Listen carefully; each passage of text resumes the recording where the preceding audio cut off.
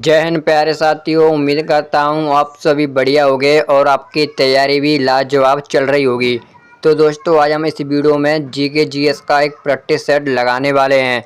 तो दोस्तों आप इस प्रैक्टिस सेट के जरिए अपनी तैयारी का लेवल देख सकते हो। तो दोस्तों मैं आपको इस वीडियो में टॉप 30 प्रश्न कराऊंगा। अगर दोस्तों आप वाकई इस 30 प्रश्न में से 15 प्रश्न के भी सही जवाब दे देते हैं तो दोस्तों आप वाकई सरकारी एग्जाम में बैठने के लायक हो। तो चलिए दोस्तों बिना किसी देरी के वीडियो को शुरू करते हैं।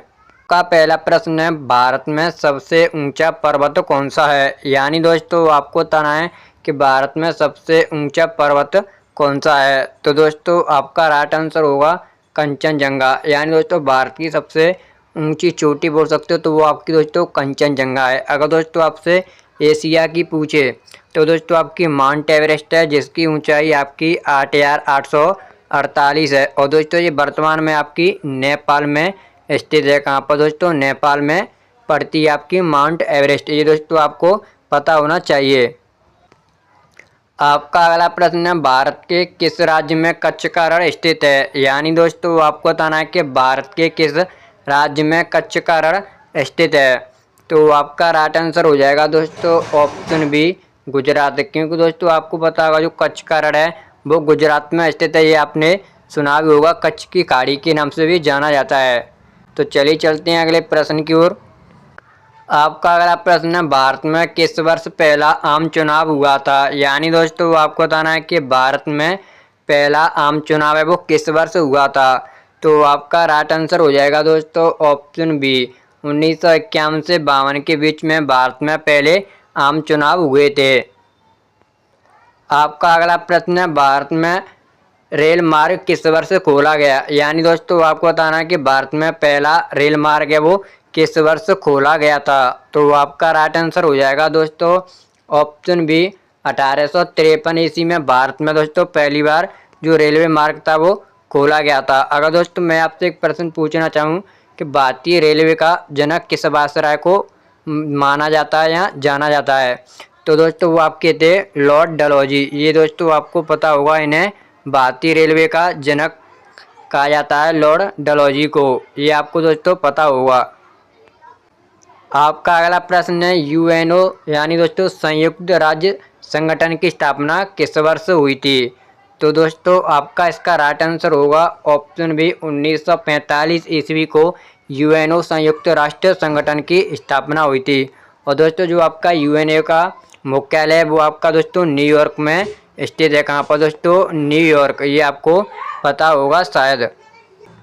आपका अगला प्रश्न है, किस आंदोलन को भारत छोड़ो आंदोलन भी कहा जाता है। यानी दोस्तों आपको बताना है कि किस आंदोलन को भारत छोड़ो आंदोलन कहा जाता है। तो दोस्तों सबसे पहले तो आपको ये पता होना चाहिए जो भारत छोड़ो आंदोलन है वो कब शुरू हुआ था और किससे संबंधित है। तो ये दोस्तों आपका 1942 में शुरू हुआ था। दोस्तों एक ऐसा आंदोलन भारत में चला गया था जहाँ पर दोस्तों अंग्रेजों के खिलाफ था कि अंग्रेजों भारत छोड़ो। तो ये दोस्तों आपको पता होना चाहिए। तो आपका राइट आंसर होगा ऑप्शन सी भारत छोड़ो आंदोलन। और दोस्तों वहीं आपसे बात करी जाए असहयोग आंदोलन की तो ये दोस्तों आपका 1920 में महात्मा गांधी द्वारा शुरू किया गया था असहयोग आंदोलन।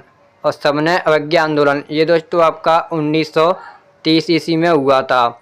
और वहीं दोस्तों आपसे प्रश्न पूछा था स्वदेशी आंदोलन तो ये दोस्तों आपका 1906 में बंगाल विभाजन के बाद शुरू किया गया था स्वदेशी आंदोलन। आपका अगला प्रश्न है, दीन इलाही धर्म किसने शुरू किया था। यानी दोस्तों आपको बताना है जो दीन इलाही धर्म है वो किसने शुरू किया। तो आपका राइट आंसर होगा दोस्तों ऑप्शन बी अकबर द्वारा दीन इलाही धर्म शुरू किया गया था।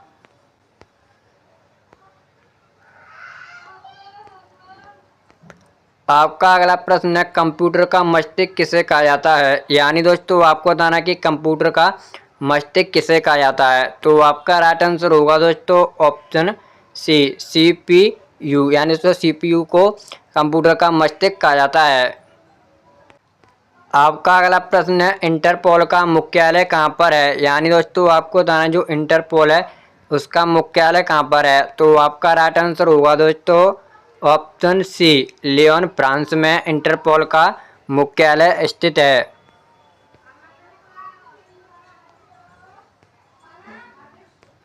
आपका अगला प्रश्न है, भारत का सबसे पुराना उच्च न्यायालय कौन सा है। यानी दोस्तों आपको बताना है कि भारत का सबसे उच्च न्यायालय पुराना कौन सा है। तो आपका राइट आंसर होगा ऑप्शन बी, कोलकाता उच्च न्यायालय भारत का सबसे पुराना उच्च न्यायालय है।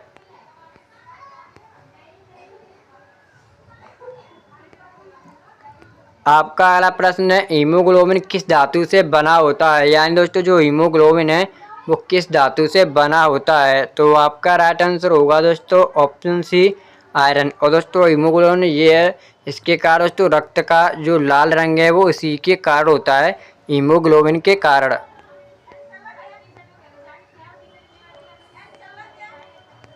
आपका अगला प्रश्न है, भारत में योजना आयोग का गठन कब हुआ था। यानी दोस्तों आपको बताना है कि भारत में योजना आयोग है, इसका गठन कब हुआ था। तो दोस्तों आपका इसका राइट आंसर हो जाएगा ऑप्शन बी, 1950 ईस्वी को भारत में योजना आयोग का गठन हुआ था।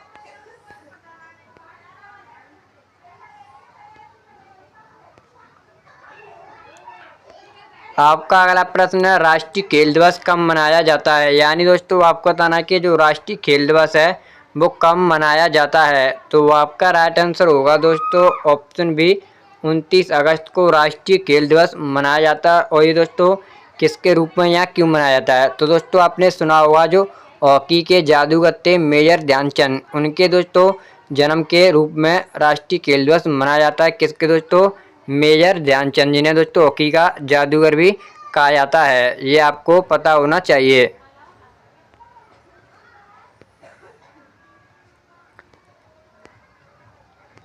आपका अगला प्रश्न है, विकृत डीएनए को क्या कहा जाता है। यानी दोस्तों आपको बताना जो विकृत डीएनए उसे क्या कहा जाता है। तो आपका राइट आंसर हो जाएगा दोस्तों ऑप्शन बी, म्यूटेशन के नाम से जाना जाता है विकृत डीएनए को।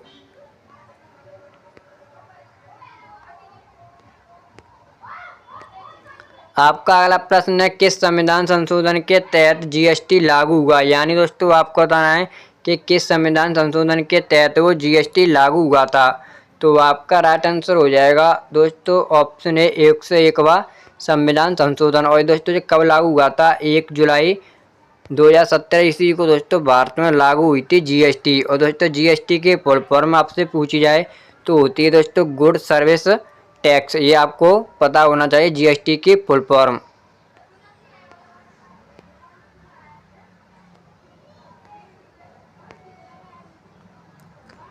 आपका अगला प्रश्न है, कौन सा विटामिन जल में घुलनशील है। यानी दोस्तों आपको बताना है कि कौन सा विटामिन जल में घुलनशील है। तो दोस्तों वो आपका राइट आंसर होगा ऑप्शन बी, विटामिन सी जल में घुलनशील है। और दोस्तों इसके अलावा विटामिन बी भी है जो जल में घुल सकता है।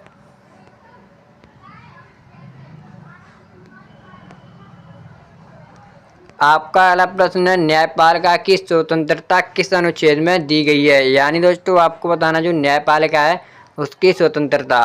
तो दोस्तों आपका राइट आंसर हो जाएगा ऑप्शन सी, अनुच्छेद 50 में न्यायपालिका को स्वतंत्रता दी गई है।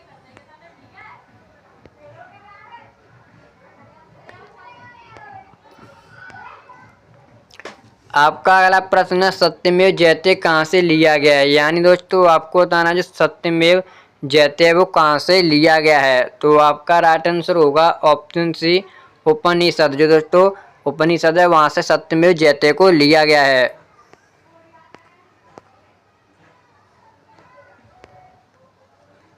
आपका अगला प्रश्न है, किस गवर्नर जनरल ने डाक टिकट की शुरुआत की थी। यानी दोस्तों आपको बताना है कि किस गवर्नर जनरल ने डाक सेवा शुरू की थी। तो आपका राइट आंसर हो जाएगा दोस्तों ऑप्शन ए, लॉर्ड डलहौजी द्वारा डाक टिकट शुरू की गई थी। और दोस्तों बात करी जाए लॉर्ड कर्जन, तो दोस्तों आपको पता होगा इनके शासनकाल में 1905 ईस्वी को बंगाल विभाजन होता है और 1906 में दोस्तों स्वदेशी आंदोलन शुरू हो जाता है। तो ये दोस्तों आपको 2 पॉइंट शुरू याद रखने हैं जो दोस्तों परीक्षा में आ सकते हैं और आए भी।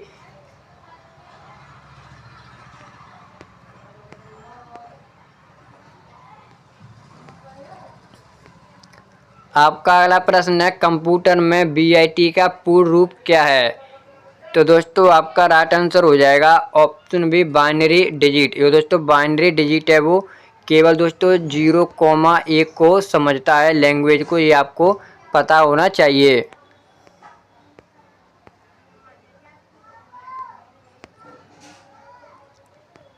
आपका अगला प्रश्न है, भारत में पहली जनगणना कब हुई थी? यानी दोस्तों आपको बताना है कि भारत में पहली जनगणना कब होती है। तो आपका राइट आंसर होगा ऑप्शन सी 1872 ईस्वी में दोस्तों भारत में पहली जनगणना हुई थी। और किसके शासनकाल में? तो दोस्तों इस टाइम भारत का वायसराय लॉर्ड मेयो थे। और दोस्तों ये कि मात्र ऐसे वायसराय हैं जिनकी मृत्यु भारत में होती है। कहाँ में दोस्तों? भारत में मृत्यु होती है लॉर्ड मेयो की।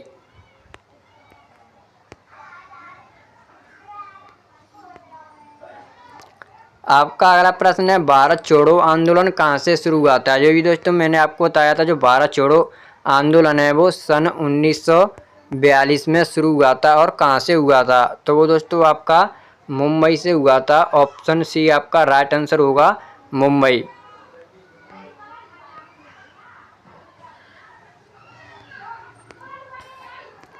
आपका अगला प्रश्न है, किस यंत्र का उपयोग भूकंप मापने के लिए होता है? यानी दोस्तों आपको बताना है कि किस यंत्र का उपयोग भूकंप को मापने के लिए किया जाता है। तो आपका राइट आंसर होगा ऑप्शन बी, सिस्मोग्राफ। यानी दोस्तों सिस्मोग्राफ से भूकंप मापना जाता है या मापते हैं। आपका अगला प्रश्न है, सबसे प्राचीन सभ्यता कौन सी मानी जाती है? तो आपका राइट आंसर होगा दोस्तों ऑप्शन बी, सिंधु घाटी सभ्यता को सबसे प्राचीन सभ्यता माना गया है। और दोस्तों बात करें हड़प्पा सभ्यता, तो दोस्तों इसकी खोज 1921 में दयाराम साहनी द्वारा की गई थी। और दोस्तों वही बात आती है मोहनजोदड़ो, तो उसकी खोज 1922 ईस्वी में राकल दास बनर्जी ने की थी। तो दोस्तों जो आज की हमारा प्रैक्टिस सेट या वीडियो थी वो यहीं पर समाप्त होती है। अगर आपको वीडियो अच्छी लगी हो तो वीडियो को लाइक और चैनल को सब्सक्राइब जरूर कर लेना है। तो चलिए मिलते हैं अगली वीडियो में। जय हिंद, जय भारत।